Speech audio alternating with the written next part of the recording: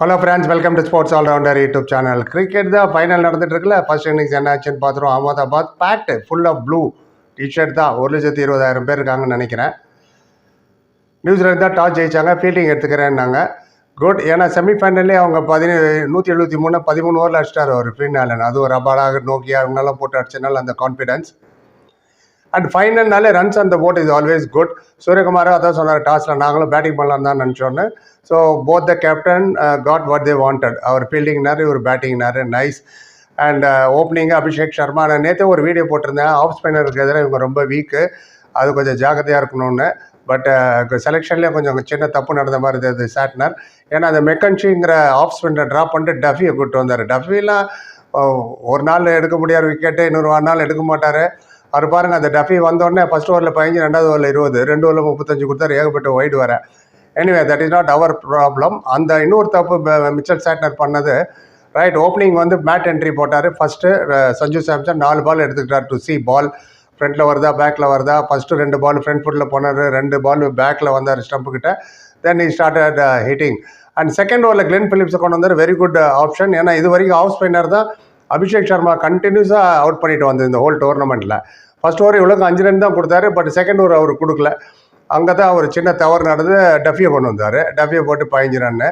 And Mitchell சாட்னரோட இன்னும் சரியான plan பண்ணி வரலையான்னு எனக்கு புரியல. ஏன்னா ஃபஸ்ட்டு 4 ஓவர்லேயே 4 different bowlers, Henry, Phillips, Duffy and Ferguson.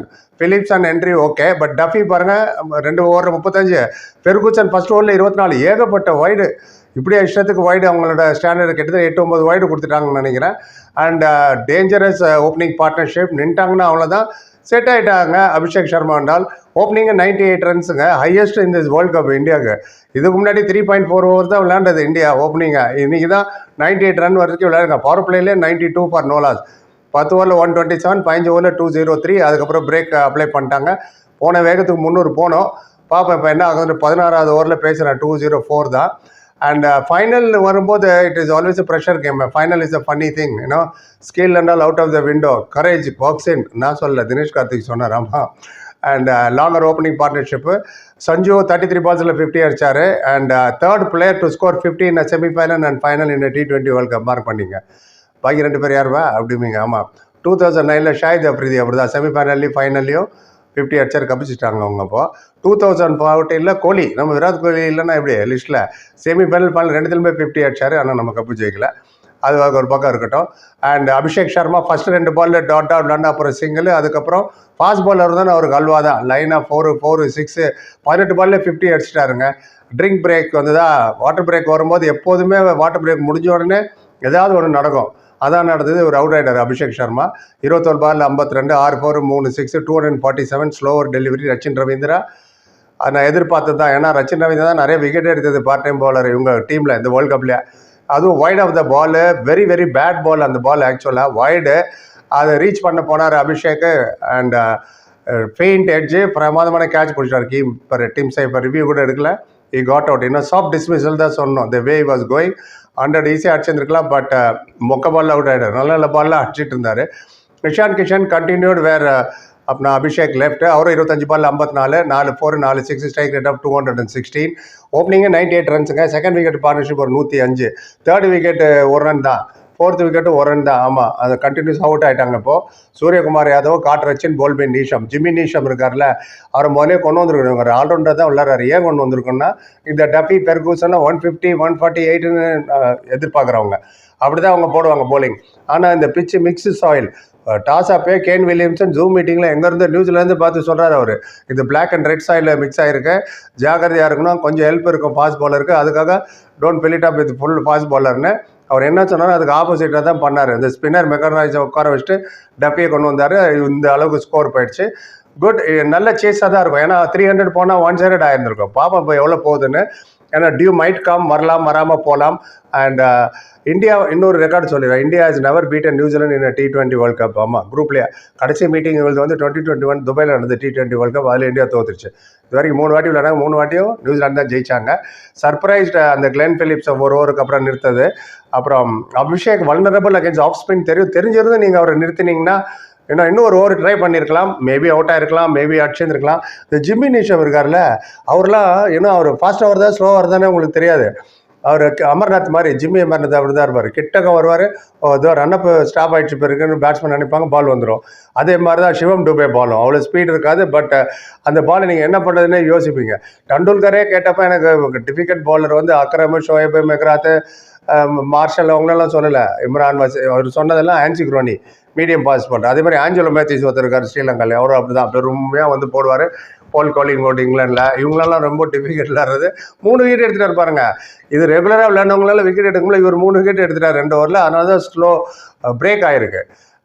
15 ஓவரில் 203. Sanju took time, 4 dot ball, அதுக்கப்புறம் ஆக்சலேட்டர். ஆனால் வேர்ல்டு கப்புக்கு முன்னாடி வரைக்கும் சுப்மன் கில் ஓப்பன் பண்ணி இவர் 6ஆம் நம்பரில் போட்டு மேஜிக்லாம் காமிச்சிட்டு இருந்தாங்க.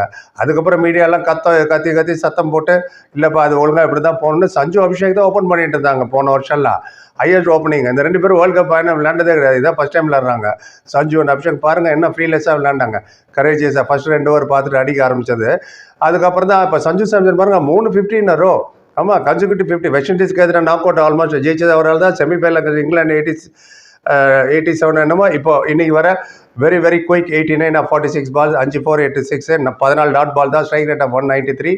சரி, உன்னை டீமில் தான் வைக்கல, கேட்சான போட்டின்னு சப்ஸ்டியூட்டாக கூப்பிட்டாங்க. மெக்கன்சி அவர் ஒரு கேட்ச் பிடிச்சாரு ஜிம்மி நீஷம் பாலில்.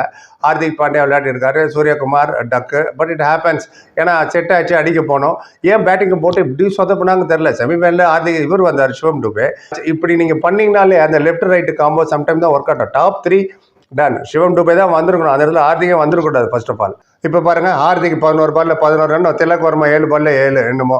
இன்னும் 2 ஓவர் தான் இருக்குது. டூபே இன்னும் பேட்டிங்கே வரல. ஆர்கியூபிள் இது வரைக்கும் வந்ததுக்கு காரணம் சஞ்சு சாம்சன், இஷான் கிஷன் அண்ட் டூபேயோட பேட்டிங் தான். டூபேக்கு பேட்டிங்கே வரல. இது யார் கொடுத்த ஐடியான்னு தெரில. எதுக்கு செமிஃபைனலில் பேட்டிங் லைன் இப்போ எதுக்கு மாற்றிங்க? Same team விளையாண்டிங்க.